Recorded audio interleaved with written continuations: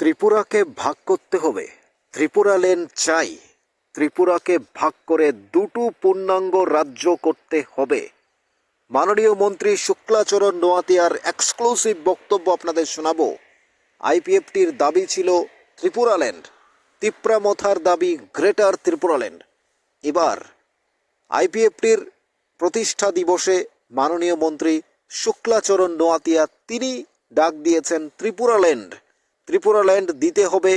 ত্রিপুরাল্যান্ডের অর্থাৎ ত্রিপুরাকে পূর্ণাঙ্গ রাজ্য হিসাবে দুটো রাজ্য ভাগ করলে অসুবিধা কোথায়?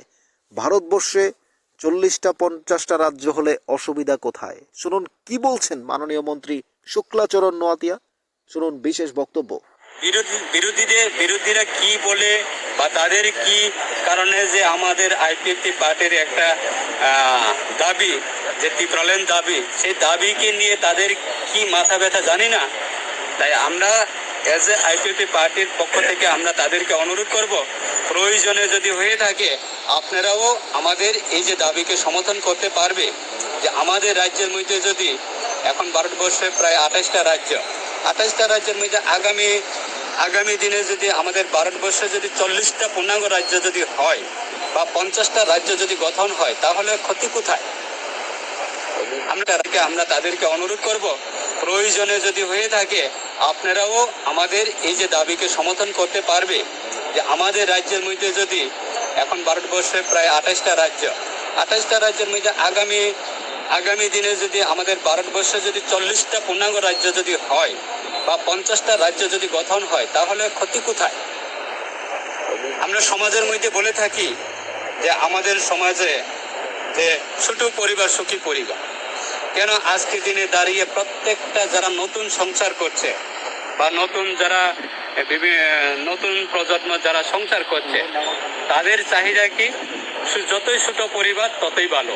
তার মানে কি জনসংখ্যা যদি কম থাকে তাহলে সুখী হবে, জনসংখ্যা যদি পরিবারের মধ্যে যদি জনসংখ্যা কম থাকে তাহলে বিভিন্ন সময়ে তাদের পরিবার চালানোর ক্ষেত্রে সুবিধা হবে। সেই রকম মানসিকতা যে আজকে ত্রিপুরার মধ্যে বা উত্তর পূর্বাঞ্চলের মধ্যে যে আরো যদি 3-4টা যদি পূর্ণাঙ্গ রাজ্য যদি গঠন হয়, ক্ষতি কোথায় হবে? বাজেট আসবে, বাজেট পাবে, অর্থনৈতিক আরো শক্তিশালী হবে, উন্নয়ন আরো হবে। আজকে ত্রিপুরার ক্ষেত্রে প্রায় 40 লক্ষ মানুষ আছে। এই 40 লক্ষ মানুষের মধ্যে যদি দুটি যদি পূর্ণাঙ্গ রাজ্য যদি হয়, ক্ষতি কোথায় হবে? আমাদের পাবে, অর্থনৈতিক আরো শক্তিশালী হবে, উন্নয়ন আরো হবে। আজকে ত্রিপুরার ক্ষেত্রে প্রায় 40 লক্ষ মানুষ আছে।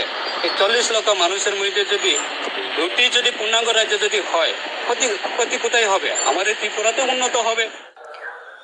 শুনলেন মাননীয় মন্ত্রী শুক্লাচরণ নোয়াতিয়ার এক্সক্লুসিভ বক্তব্য। ত্রিপুরাকে যদি দুটো ভাগ করে দুটো পূর্ণাঙ্গ রাজ্য হয়, তাতে অসুবিধা কোথায়?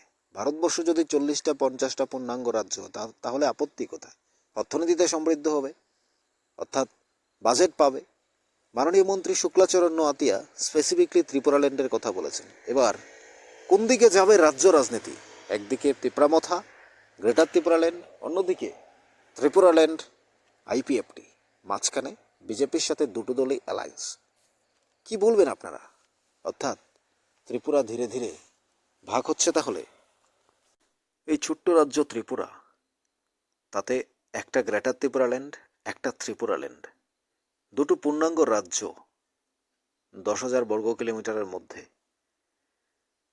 কি বলবেন আপনারা? কারা ত্রিপুরাল্যান্ডকে সমর্থন করছেন, কারা গ্রেটার ত্রিপুরাল্যান্ডকে সমর্থন করছেন, আর কারা কোনোটাকেই সমর্থন করছেন না? কি মনে হয়? তিপ্রামথা, বিজেপি, আইপিএফটি অ্যালায়েন্স রয়েছে।